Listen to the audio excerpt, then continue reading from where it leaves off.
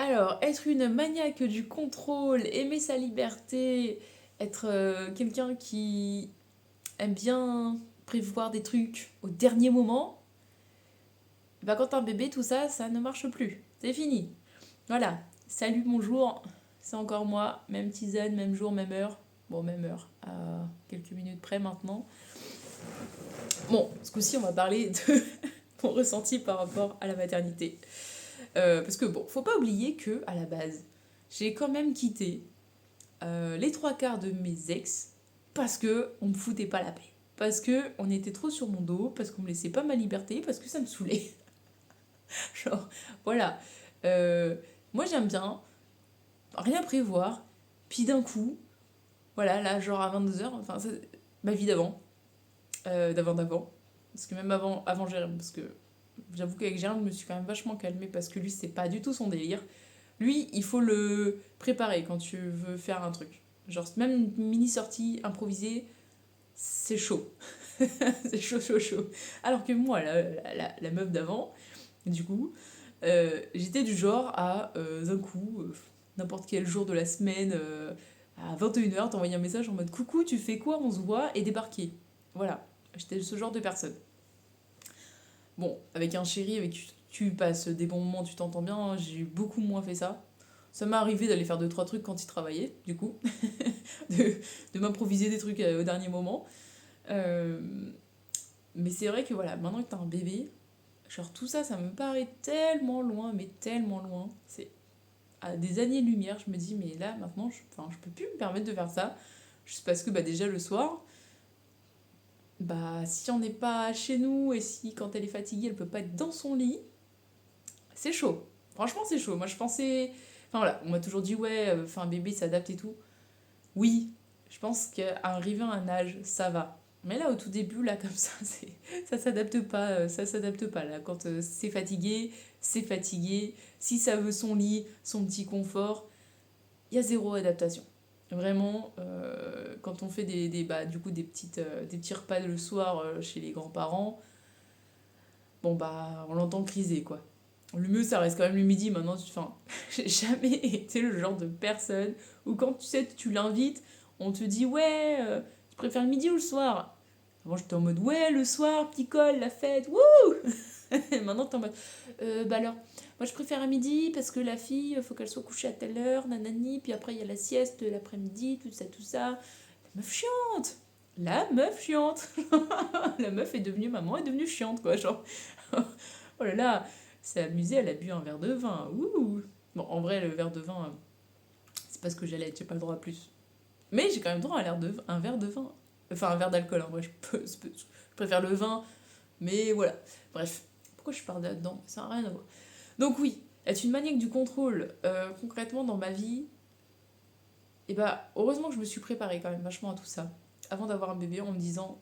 Enfin déjà, je pense qu'avec la grossesse aussi, ça m'a bien préparée dans le sens où, avec mes 16 kilos dans le bide, franchement, euh, je contrôlais plus rien. Il y a un moment, tu veux faire des trucs, bah tu les fais pas, tu fermes ta gueule, tu restes couché et puis voilà. Donc, la plupart de mes journées, avant d'accoucher, c'était un peu ça, c'était en mode, ouais, tu prévois un truc, si t'arrives à le faire, en 2 heures, c'est bien, tu vois. Genre, tu te plains pas. Si t'arrives à passer la serpillière, bon, ça va, tu te plains pas, tu vois. Mais vraiment, à la fin de ma grossesse, j'étais en mode, ouais, enfin, passer la serpillière, c'était la mission impossible. En fait, ça tirait tellement dans l'utérus, c'était horrible. Enfin bref. Du coup, je pense que la grossesse m'a quand même vachement aidé à me préparer tout ça. Peut-être que c'est pour ça que mon corps, il s'est dit, allez, vas-y, on prend 16 kilos, bam. Il faut qu'elle se prépare à ne plus pouvoir faire ce qu'elle veut quand elle en a envie. Parce que ce sera comme ça après. Donc, du coup, ouais, avec un bébé, c'est pas toi qui décide du programme. C'est pas toi qui décide quand tu vas manger. C'est pas toi qui décide quand tu te douches. Même si en vrai, moi j'ai trouvé mon petit rythme avec elle. C'est genre le matin quand on se réveille, machin. Pendant une demi-heure, on joue, on rigole, on se fait des papouilles, des trucs. Enfin voilà, c'est notre petit moment, hein, toutes les deux. Et puis après, je la mets dans son berceau avec sa Sophie la girafe. Là, elle est contente, elle s'amuse. Et puis moi, je pars prendre ma douche. Ça, c'est le moment où j'arrive, on va dire, à contrôler ce moment-là. C'est le rituel du matin. Et j'ai besoin de ce rituel-là. Puis une fois que j'ai pris ma douche, machin, je m'occupe d'elle, je l'habille, je la fais toute belle, on descend, je prends... Enfin, je vais voir les poules, je la laisse sur son tapis, elle s'amuse. pendant que je fais mon petit déj. Enfin voilà, la petite routine du matin, elle est quand même bien réglée. Et c'est cool parce que elle la dérègle pas. Elle ne déroge pas à la règle. Elle a compris que voilà, c'était comme ça et pas autrement. Et je suis bien contente parce qu'en vrai, je pense que c'est le moment de la journée, genre le matin, t'as besoin de ta petite routine pour lancer la journée, pour te sentir bien. Et si ta routine, elle se passe pas comme tu veux, tu passes une mauvaise journée après. Genre si t'as l'habitude de boire ton petit verre de jus, ton petit café, manger tes petites biscottes, machin, et que là d'un coup, genre tu peux pas parce que ouais, il se passe ça, faut que tu avales ton jus en 3 secondes, t'as pas le temps de prendre ton café, enfin voilà. Genre tu niques ta routine du matin, c'est qu'il s'est passé un truc déjà, et que tu vas pas passer une bonne journée derrière. Donc, c'est vraiment un moment qui est important, la routine du matin. Et je suis contente de pouvoir avoir cette routine-là avec un bébé, parce que, encore une fois, je vois bien que c'est pas le cas de beaucoup de parents. Après, voilà, à l'heure actuelle, avec la diversification alimentaire, franchement, mes journées, elles sont réglées. Enfin, c'est clairement, mes journées passent tellement vite et je les vois pas passer parce que c'est tout le temps la même chose. Le matin, du coup, je vous ai dit, le matin, c'est ça, c'est cette routine, pas une autre. Une fois que j'ai petit-déj, elle joue, puis arrive le moment où elle commence à fatiguer. Donc là, c'est petits coups d'allaitement, elle fait sa petite sieste. Alors, soit je suis fatiguée et je la fais en même temps qu'elle. Ça peut arriver que du coup, à peine levée, à peine petit-déj, je refasse une sieste. Soit elle la fait toute seule, mais du coup, en fait, Olympe, on n'arrive pas à la mettre ni dans son berceau, ni dans le lit parapluie. Donc elle dort sur le canapé à côté ou dans le lit qui était à la base le lit pour moi dormir la nuit pas loin d'elle, mais pas son lit à elle, quoi, en gros. Donc du coup, c'est devenu son lit, finalement. Donc voilà, donc elle dort pas encore autrement. Après, c'est pas grave, franchement, ça me convient. Enfin, du moment où ça m'en... Enfin, il y a des fois, ça me fait chier, parce que concrètement, quand elle est sur le canapé, je dois rester à côté d'elle, parce que si elle bouge, elle peut se casser la gueule. Bon, il y a un risque. Il y a des fois, j'aimerais aller faire des trucs. Je le fais pas, je me l'autorise pas. Parce que c'est la sécurité de bébé, quoi, avant tout. C'est la priorité, c'est bébé. Donc, c'est encore une fois ce que je dis, c'est des fois, la liberté, c'est pas ça. Enfin, j'ai plus le contrôle de ce que j'ai envie de faire, concrètement. Donc, une fois qu'elle a fait sa petite sieste du matin, en général, après, une fois qu'elle s'est réveillée, et ben, je fais sa purée. Alors, soit j'ai été organisée, j'en ai fait d'avance la veille et du coup j'en ai pour 2 jours. J'ai juste à la réchauffer, dans ces cas-là ça va, j'ai le temps de jouer avec elle. Soit bah, je joue 2 secondes, je mets les légumes, je rejoue 2 secondes, je coupe des légumes, je fais ça, enfin voilà, c'est un petit peu, ça dépend des jours quoi, ça laisse aléatoire. Après du coup elle mange, ça met à peu près 45 minutes, c'est un petit peu long. Une fois qu'elle a mangé, bah moi je me prépare à manger, je mange, donc c'est pareil, ça me reprend un peu de temps. Tu vois, tout ça, après, en général, il y a la deuxième sieste de la journée qui arrive, donc là, c'est petite tétée et redoute dans le canapé. Celle-là, j'avoue, il est quand même assez fréquent que je la fasse avec elle, cette sieste-là, parce que après manger, quand même, t'es fatigué. Hein. Genre, la digestion, c'est toujours compliqué. Et donc, bah, après, une fois qu'elle a fait sa petite sieste, arrive le moment où elle se réveille, donc là, elle joue, machin, et puis en fait, t'arrives vite fait à l'heure de la compote. Une fois que la compote est passée, bon bah tu joues encore un peu, mais arrive la troisième sieste de la journée, et encore rebelote, je suis recoincée dans le canapé. Je fais pas mal de crochets en ce moment. Je suis sur un beau châle, j'ai hâte de le finir.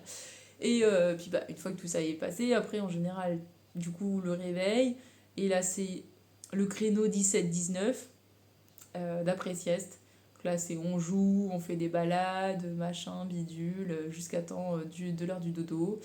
Le lundi, mercredi, vendredi, il y a le bain à caler vers 18h. Et puis bah, après, routine du dodo, donc bah, mistinguette, je la masse. Ensuite, c'est la tétée, le câlin et le dodo. Voilà. En général, je redescends. Alors, l'endormissement, ça peut mettre 5 minutes, comme 2 heures. Ça, c'est assez aléatoire. Mais bon. Quand c'est 2 heures, c'est long, c'est chiant, je vais pas vous le cacher. Ça, c'est les moments où c'est relou parce que bah, t'es dans le noir, t'as la dalle. En général, j'attends de descendre pour manger.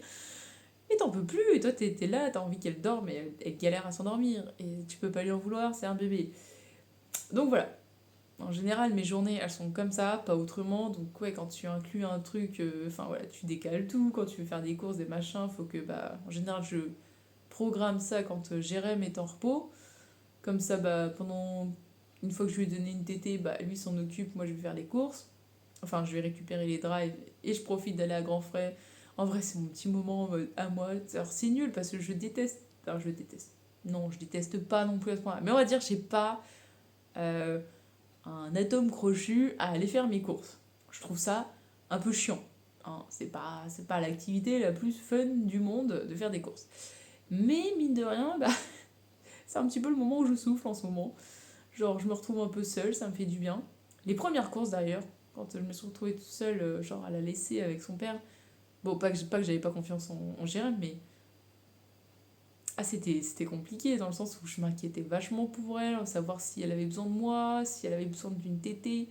Après, maintenant, on a trouvé la stratégie des glaçons de lait. Je fais des glaçons de lait avec mon lait maternel. Puis bah, si elle a un peu faim, si elle a besoin de tétée, bon bah Jérém il lui met dans une tétine spéciale et puis bah elle mange des glaçons de lait comme ça et ça lui fait du bien, elle est contente. Bon bref, voilà. Donc du coup les jours passent hyper vite, je ne les vois pas passer, c'est impressionnant. Et l'autre jour je pétais un peu un plomb, les hormones de grossesse ne sont pas parties et quand on me dit ouais ça met 2 ans à partir, je confirme, 7 mois après, je suis encore un peu au taquet des fois, je suis pas loin de démarrer des gens pour pas grand chose. Vraiment, je m'énerve facilement. Pour rien. Du coup, je fais un peu l'autruche devant certains messages, je ne réponds pas. Parce que mes réponses seraient pas cool. Mais vraiment, c'est pas que j'ai un truc contre la personne ou contre le message en lui-même, hein, c'est juste moi qui est beaucoup trop énervée. Du coup, je ne réponds pas, c'est plus simple. Euh, et pourquoi je parlais de mes hormones? Pourquoi j'ai parlé de ça encore? Ah, ça y est, trop de mémoire. Bah, je sais plus.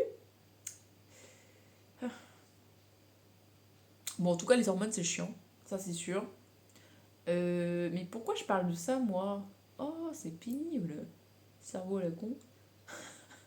Ça, c'est un truc avec la maternité, franchement, le cerveau, il fait.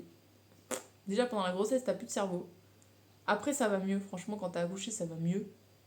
Mais tu sens ton genre. Allez, je dirais 80% de ton cerveau, il est pris par bébé. Hein. Voilà. Si tu peux rien faire. C'est plus fort que toi. tu sens, tu sens pendant ta grossesse la modification de ton cerveau. Vraiment, je l'ai ressenti, même dans mes réflexes. Moi, j'ai jamais été quelqu'un avec des réflexes de ouf. Mais vraiment, genre, tu me lances une balle, tu me lances un truc, il y a un truc qui tombe devant moi, je vais être la dernière à le rattraper. Je vais pas me casser le cul, je vais même pas essayer de le rattraper d'ailleurs. Tu me lances une balle, je vais me la prendre sûrement dans la gueule. Mais depuis que je suis tombée enceinte, j'ai des réflexes. Mon Dieu. Vraiment, même moi, je suis en mode, oh, t'as vu ce que j'ai fait? Alors qu'en vrai, personne n'a vu. Je suis souvent triste. Parce que personne n'a vu que j'avais fait un truc de ouf que j'aurais jamais pu faire avant. Bref. Je divague beaucoup hein, pendant cette vidéo. Bon, je parlais de mes hormones. Je sais plus pourquoi, c'est pas grave. En tout cas, la liberté, c'est fini. Voilà. C'est tout ce qu'il faut retenir. Mais c'est cool. Enfin, c'est cool. C'est un bébé, quoi. Je peux pas lui en vouloir, encore une fois. C'est pas mes ex où, quand on avait marre, je pouvais leur dire, vas-y, dégage. Donc, c'est cool parce que c'est pour une bonne raison. Mais être libre et pouvoir faire ce que tu veux, c'est quand même bien aussi. Voilà. C'est une conclusion. Bref, allez, des bisous, hein.